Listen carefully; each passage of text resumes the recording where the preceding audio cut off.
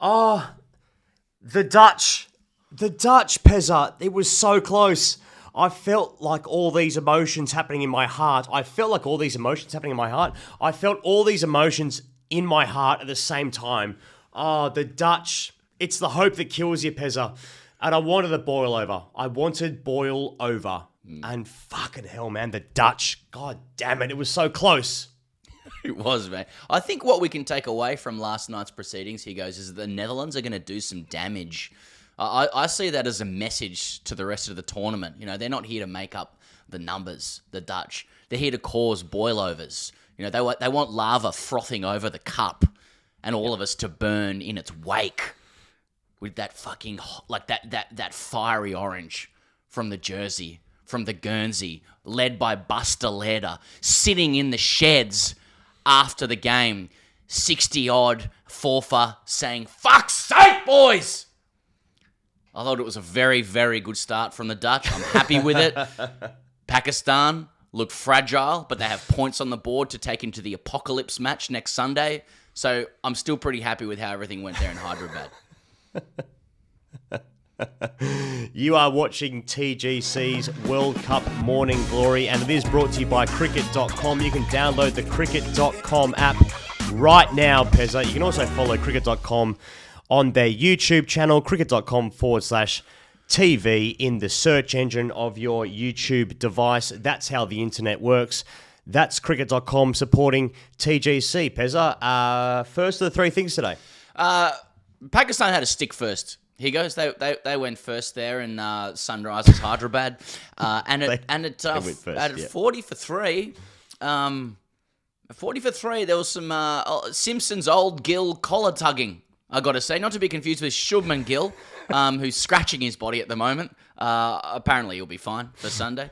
But Simpsons old Gill collar tugging because the Dutch went through them. Pakistan 3 for not many. Babar Azam, many people's top run scorer this tournament, depending on your geographic location. Mate, he faced up to Colin Ackerman. Third ball, Colin Ackerman said, "Welcome to the World Cup, big fella. This is fucking where the big boys play." But then Saud Shakil, Rizwan, who was very bright, Rizwan, they steadied, they built. Saud Shakil, there's a little bit about it. I like it. I like what I'm seeing. Where's it been? But another classy left-hander doing some damage. And look, Pakistan ended up getting themselves to a total 286, if you will, and I know you will. There was a couple of moments where the Dutch were making inroads, but it was enough. I think a lot of people are going to say with this game, here goes, that like the Dutch did come close and they briefly threatened, but I feel like particularly in the second innings, which we'll get to, you know, that like it was the run rate was creeping up. We're at sixes, we're at sevens, 7 in the hutch. That's when problems commence, and so they did. But yeah, 286 on the board for Pakistan.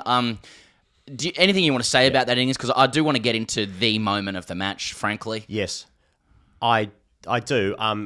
It was 3 for 38, and then it was and then later it was 6 for 188, and I was like, oh my god, it's actually fucking on. And then I realized that Pakistan were playing against like an EA Sports named team. It's almost like sort of like names that I sort of recognize but don't. But it's like, oh yeah, it's just an EA Sports team. Yeah. So 6 for 188 is like, is it on? No. But by the end of the tournament, we're going to know these names. Okay. Look, I want to get onto the second thing here, guys. This is the bit. This is the bit that the other review shows are not going to touch on. This is where TGC does its damage, okay? I want to discuss the anatomy of a Pakistan run-out, okay? I don't know if you saw it. Yes. This should be... Loved it. Like, Pakistan should be taking commission for offering these things to all of our eyes, to all of our hearts, to all of our souls, because... with the future of the format under threat, there's only so many things. Yep. There's only a few things that you can just rely upon to help you feel safe and connected to the world that you knew as a child.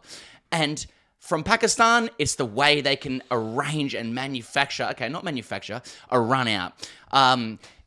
Late in the innings, we saw one of the great Pakistan runouts. This was European Cricket League Deluxe. I would like to see it done again with Michael McCann and Vinny Sandhu on the comms. G'day, boys. I'm going to run through it. Here goes. The boys. Colin Ackerman to Shaheen. Right arm round, off spin to a left-hander. Shaheen is 11 not out, so he's away.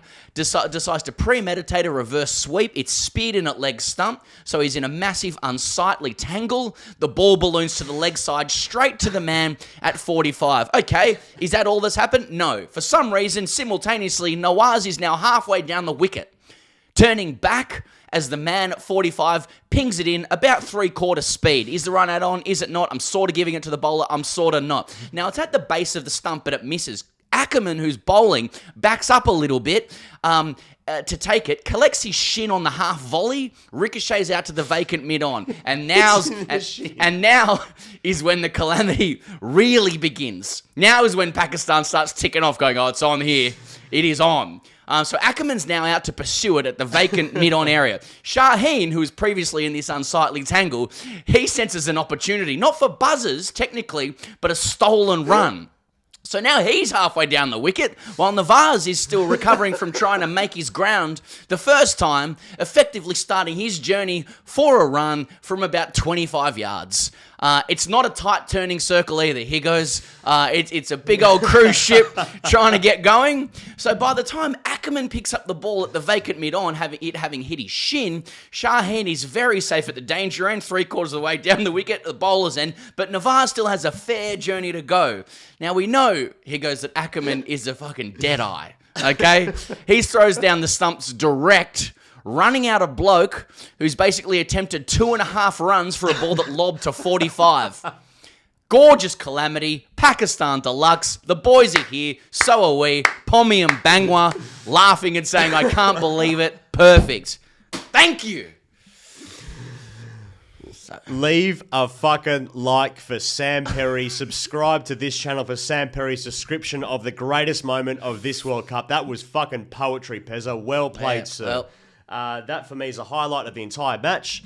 I love my boys. I am Dutch for life. I've got no heritage there. You know what? I've never even been to the Netherlands. But I love my boys. And that was fucking ace. Yeah. I loved it. Well played. Anyway, Pakistan 286. It's probably enough, let's be honest. And the second innings, the Dutch briefly threatened. Vikram Singh looking fucking elegant. Another top order left-hander. I'm sorry if you're right-handed up the top of the order in any country. I include India in this. Many people thought we went too soft on them in the last. I'll never get that balance right, he goes. I'll just never get the balance right on Indian commentary. Swear to God, you just say anything and you're gone. You're cooked.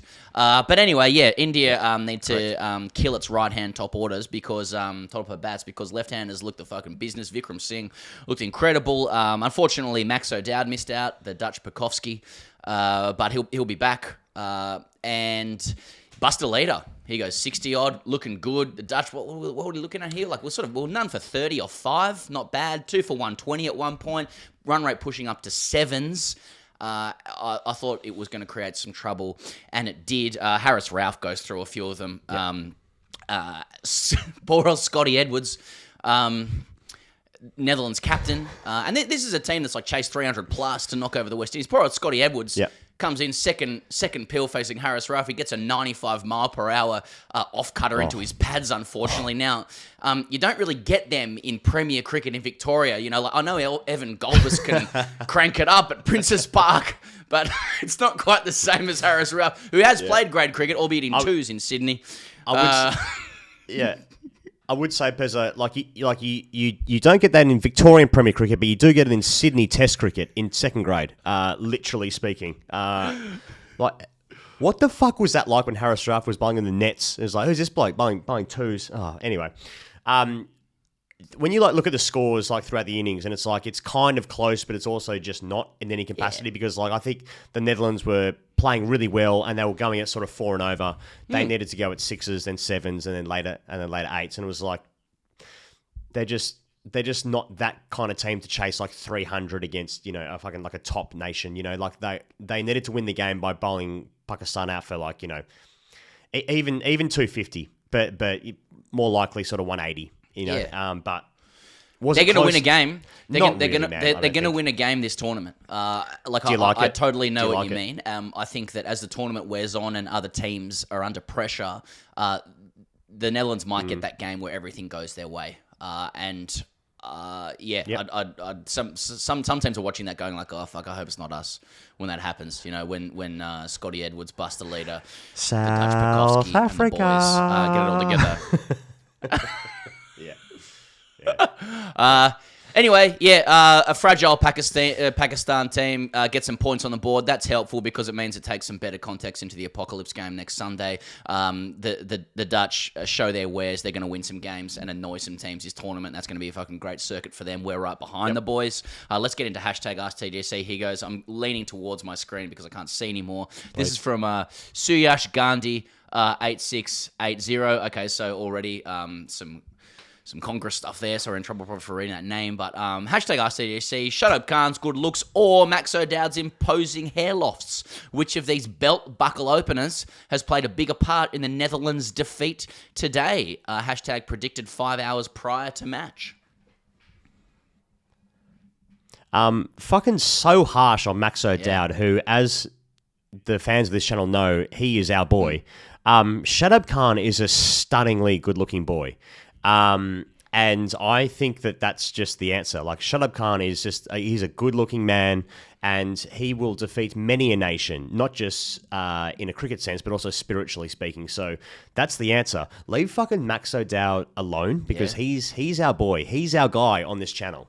Max O'Dowd doesn't need us. The Dutch Bukowski doesn't need us to defend him either. And some people may have proclivities that raise the Dutch Bukowski above Shadab Khan in looks. What I mean is, it's the flowing locks, and it's a heaving chest. It's a heaving chest and big pipes that's going to do some damage this tournament. Now, there are people out there of all persuasions who may find that far more attractive and arousing than a classically good-looking Shadab Khan. My point is that, like, whatever flicks your switch, really, is all that matters. And I don't know what that's got to do with belt buckle openers, other than to say one of the coolest things I read last night was that they couldn't tell if Sachin Tendulkar was commentating or Bruno Mars. And I reckon that's a compliment to both men as well. That is the sort of raging review you're going to get on World Cup Morning Glory. Plenty of other options out there, ladies and gentlemen, that'll help you out with X's and O's, entertainment, everything. But that's what you get. That's what you're getting here. You're getting Pakistan runouts, Dutch Bukowski v Shadab Khan, Bruno Mars, Sachin Tendulkar, whether or not should include people whose name's Gandhi on the commentary, and a big win at the races last night for us. Oh my God, I'm so fucking scared for Sunday night. It's the biggest game of my entire life until the next one. I'm fucking petrified, man. I'm fucking scared. Let us know how scared you are in the comments below. Oh, fucking hell, man. No one wins out of this except MG Road. Figure that one out in the comments below amongst yourselves. See you later.